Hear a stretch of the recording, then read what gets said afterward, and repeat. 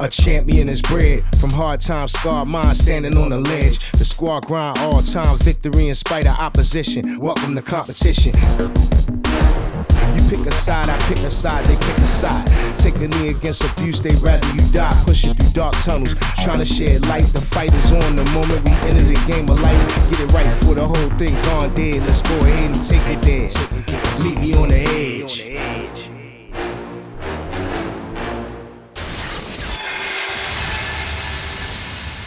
Welcome to Edge of Sports TV, only on the Real News Network. I'm Dave Zirin, and I have some choice words, and they're not necessarily about sports. Okay, look, on October 18th, several hundred U.S. Jews, along with a few allies, were arrested for sitting in the rotunda of the Capitol building, and I was proud to be among them. We chanted, we sang, we dropped banners, and we spoke with a clear message. Stop the war on Gaza, cease the bombing, and end Israel's war on the Palestinian people, which must no longer be waged in the name of us Jews. When the protesters occupied the space, we shed our jackets to reveal identical black t-shirts that read, "Not in our name" on the front, and "Jews say ceasefire now" on the back. Aided by a melodious shofar, 24 rabbis spoke about the moral urgency of the moment, while thousands of fellow Jews chanted ceasefire now outside the building. Together, it all created a cacophony of righteous trouble in the best tradition of our people. It recalled our ancestors who stood with the oppressed, who helped build the labor movement, and who devoted their lives to anti-racist struggle. For decades, that history often seemed distant. On Wednesday, it felt reborn. Jewish Voice for Peace organized the rally on just a few days' notice, and protesters came ready to be seen and heard. The arresting officers kept asking people if they were going to give up their right to remain silent, and it was as if everyone shouted back, "Hell yeah!"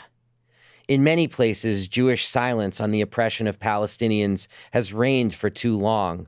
But at this moment of crisis, protesters said what perhaps had gone unspoken at family gatherings or in places of worship, that we have had enough, that we will no longer allow the suffering of our people, the pogroms, the Holocaust, or the Hamas killings, to be weaponized against others.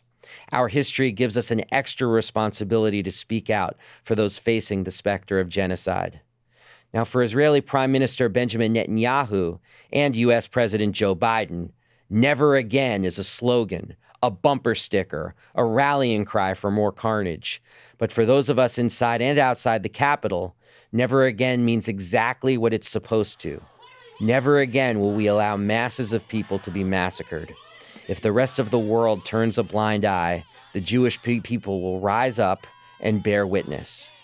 David Friedman, the ambassador to Israel under Donald Trump, took to Twitter to say, "Any American Jew attending this rally is not a Jew. Yes, I said it." Look, suffice it to say, Friedman, who spent years as a hack for the openly anti-Semitic Trump, is not in charge of who gets to be Jewish. Almost certainly to Friedman's chagrin, protesters made plain that there is nothing anti-Semitic about criticizing the Israeli state, and there is nothing bigoted about standing up to U.S. aid and support for Israel's war on the Palestinian people. The gaslighting and gatekeeping of powerful officials like Friedman have people of all backgrounds afraid to speak out lest they be called anti-Semites.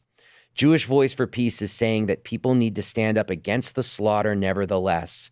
The fear and this silence, it has deadly consequences. I really believe that this week in D.C. felt historic. An emergent Jewish resistance has been part of daily protests across the city. 1,000 people last Monday blocked the entrances and exits to the White House. Nightly demonstrations have been taking place in front of the corridors of power. As I am speaking to you right now, I'm hearing about Jewish people being arrested at the Israeli embassy. But while Wednesday, October 18th will be remembered, it was also too small.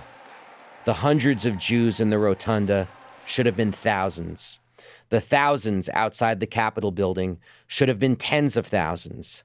This moment demands a Jewish revolt against the false messiahs of Netanyahu's war cabinet, of the evangelical megachurches, of too many politicians on both sides of the aisle. This isn't about choosing teams, as Biden said. It's about stopping a slaughter. Jewish folks are not the center of this struggle, but as Jews, we have a moral and political obligation to try to end the violence being inflicted in our name. It is time at long last to give up our right to remain silent. For Edge of Sports TV and the Real News Network, I'm Dave Zirin.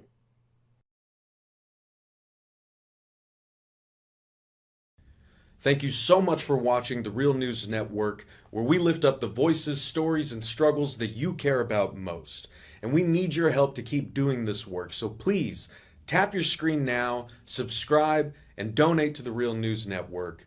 Solidarity forever.